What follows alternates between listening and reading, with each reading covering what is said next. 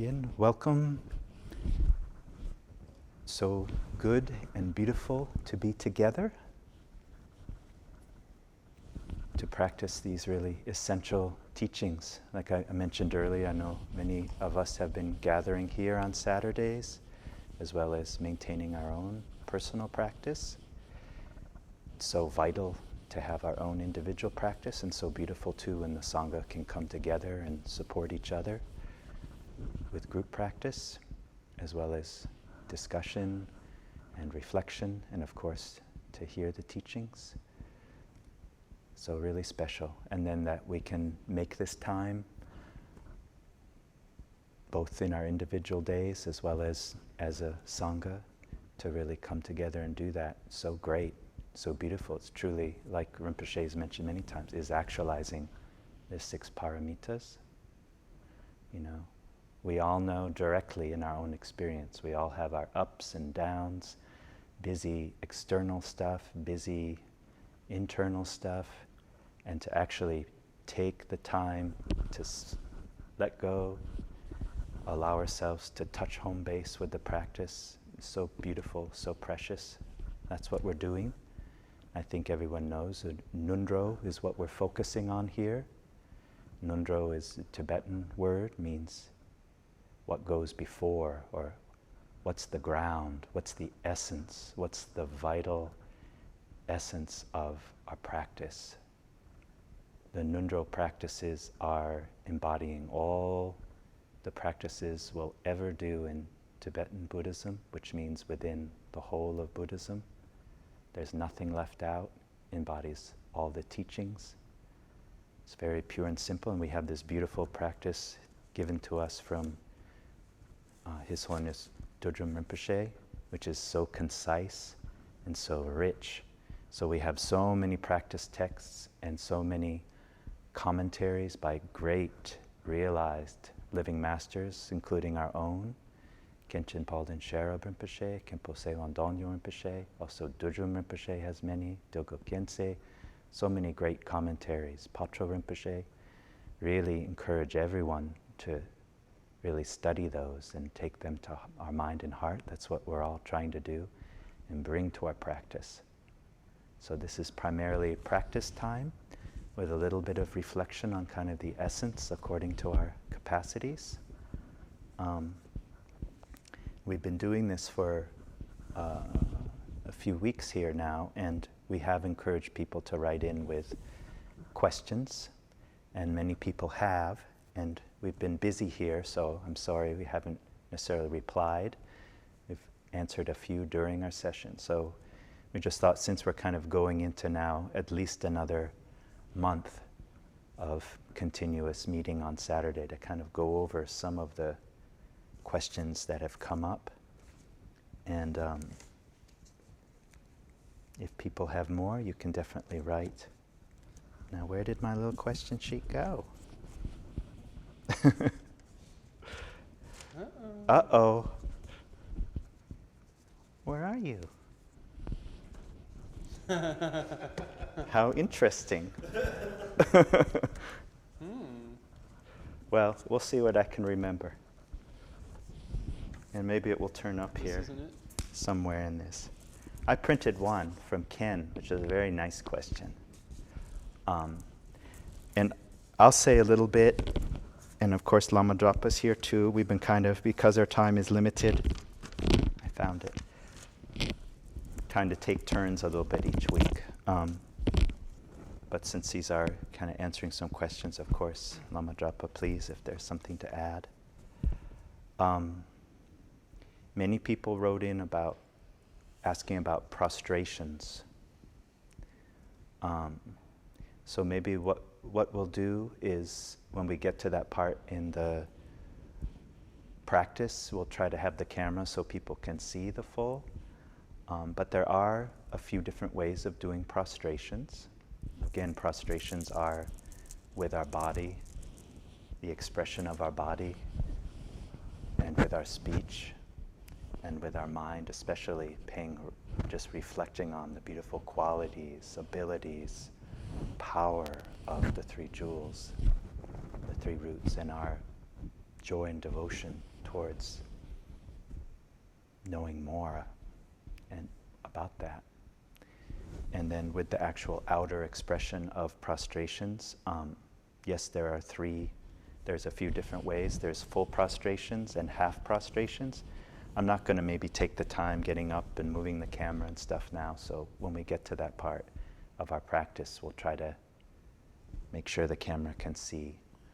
But the main thing with prostrations is if you can do the full prostrations, which is how we'll be doing during the session today, that's the most ideal.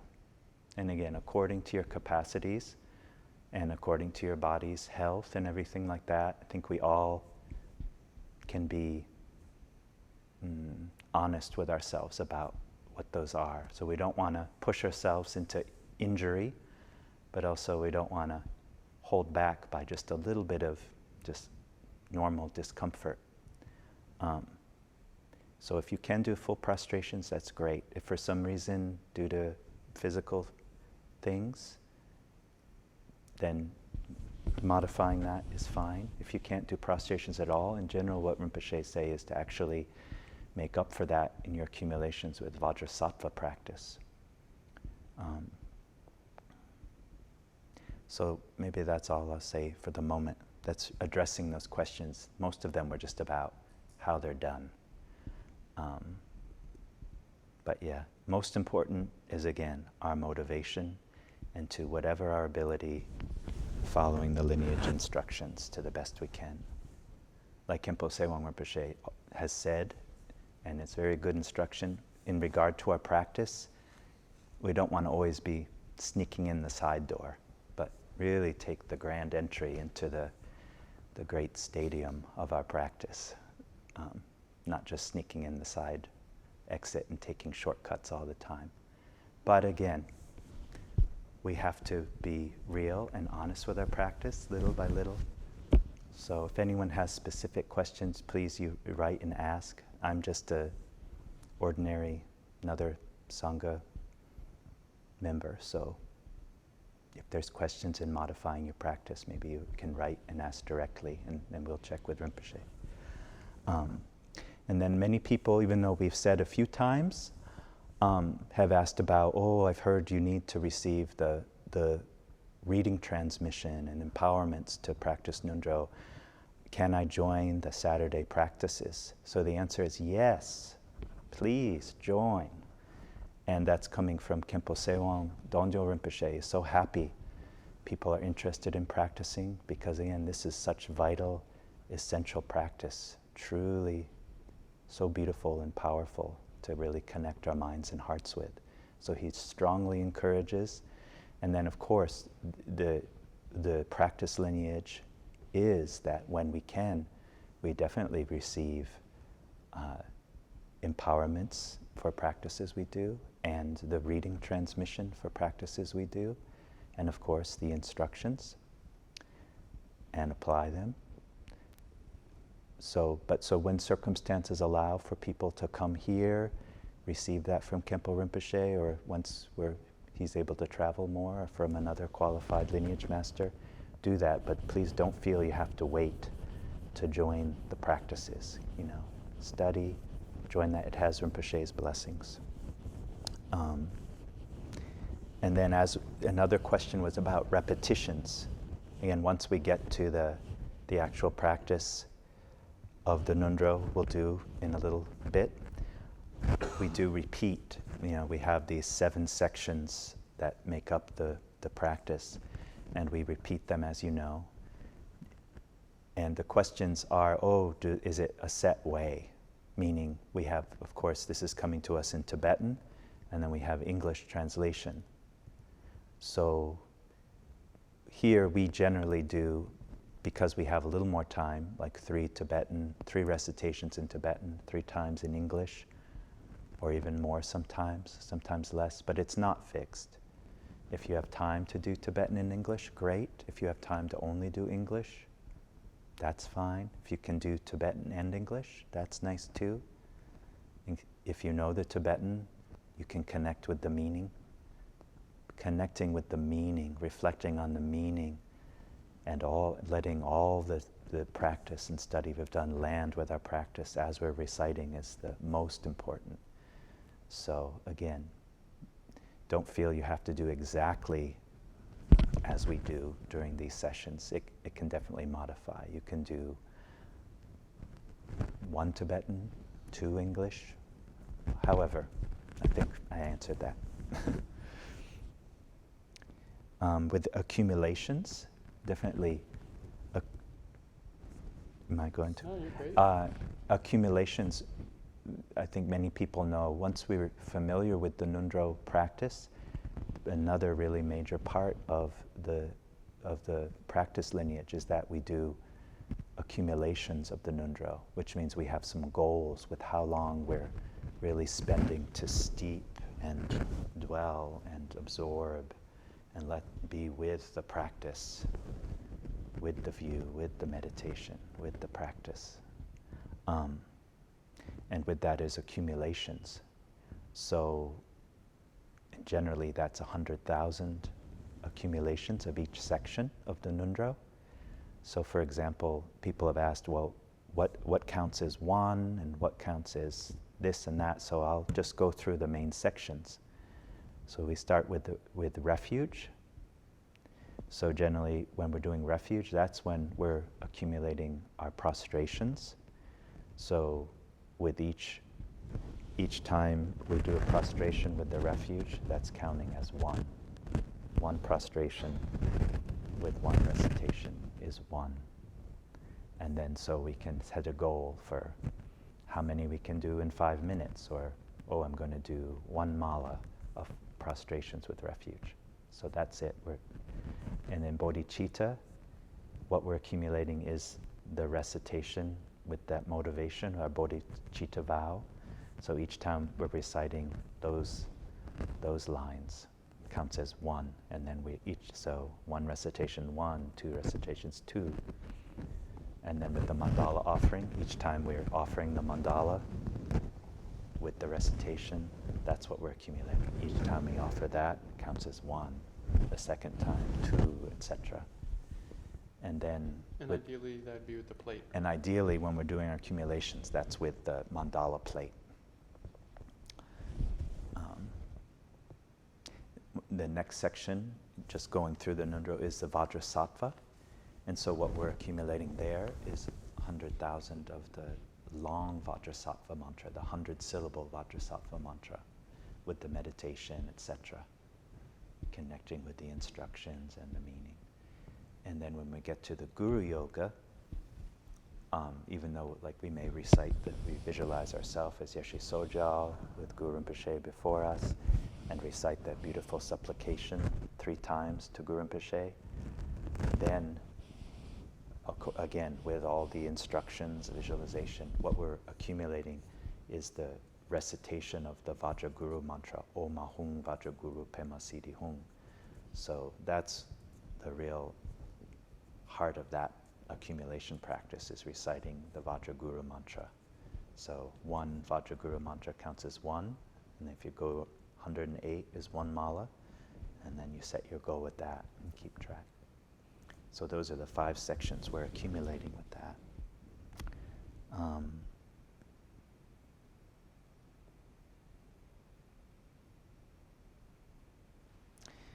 And then this is the question I thought was really interesting. I mean, they're all interesting, but this has a lot of juiciness to it.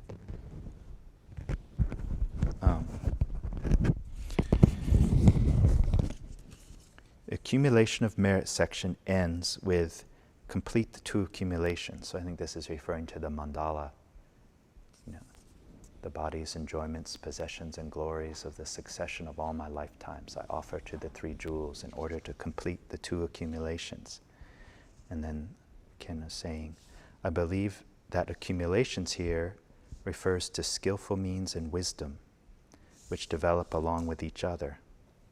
That's true. And then just asking a little bit more about skillful means. So yeah, I think one part there, because I think it came up in another conversation I actually overheard here, but just, yes, we are, in our practice, the whole path is accumulating. The two accumulations is referring to accumulation of merit, accumulation of wisdom. And accumulation of merit can be understood too as accumulation of skillful means. And I'll get to that. But I think the important thing that I think Ken brought up here is that we're not waiting to develop our wisdom until we develop our skillful means or accumulate our merit, or vice versa. They're really, like they say in the lineage teaching, like two bird wings. We're accumulating our merit as we're accumulating our wisdom. They support each other.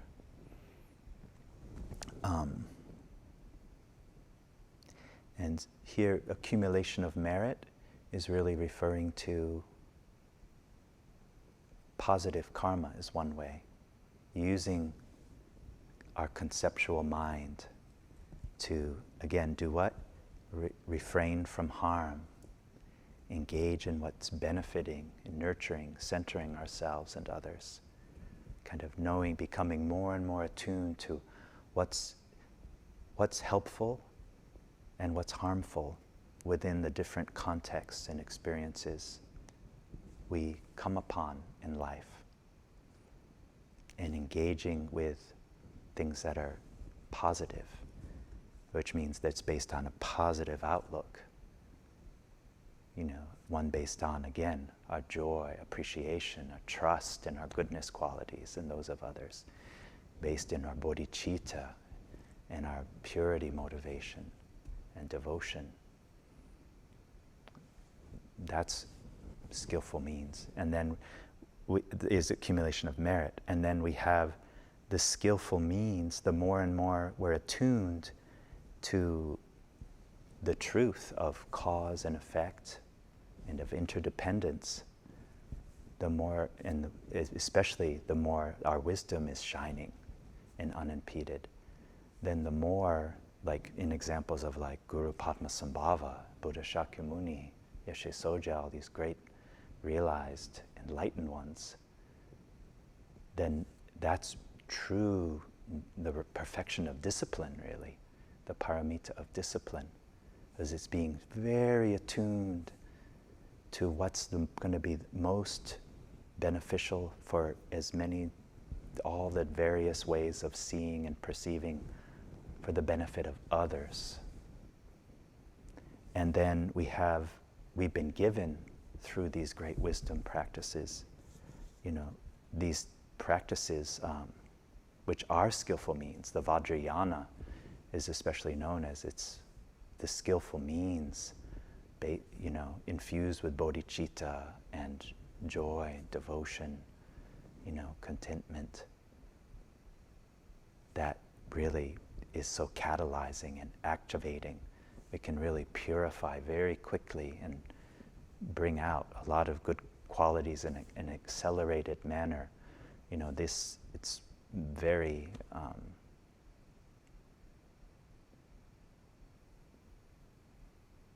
very powerful. These practices we're doing, like the mandala offering itself, an example. It's really connecting with that generosity motivation, but then through the wisdom of our great teachers, Buddha Shakyamuni, Guru Padmasambhava. This is like it seems so simple, but putting all these ingredients together is creating these great karmic ripples and reverberations that helps to bring more and more positive circumstances to feed our positive cause, to purify more, remove our obscurations more, bring out our bodhicitta and our Buddha nature more and more beautifully. So I think I'm kind of running out of a little time because our main point is to practice. So those are just a few thoughts with those questions. And sorry, my mind saw the time, and so I kind of clamped down a little bit there at the end of that. But I completed my thought, I believe. Can I mention something real quick? Yes, please. So skillful means, in general, there's different ways to unpack it. But in one way, it's holding our mind in place. So we're intentionally kind of like making our mind and our heart stay put in a way. And what's skillful about it is it helps us connect to our Buddha nature. It helps us connect to the Buddha nature in others. It helps us bring out bodhicitta, joy, devotion, compassion, gratitude. That's what's skillful. So what ways do we hold ourselves? Do we support ourselves? Sometimes do we limit ourselves so that we can more directly, more thoroughly, more just full on connect to this goodness within ourselves and the goodness around us and the goodness in others. So it's skillful if it helps us do that.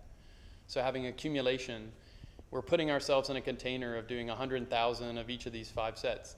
We're holding ourselves in this pattern so that we can connect to these goodness qualities in ourselves and others. And it's good. It's a practical thing that also what's skillful is, to some degree, that putting ourselves in the corner,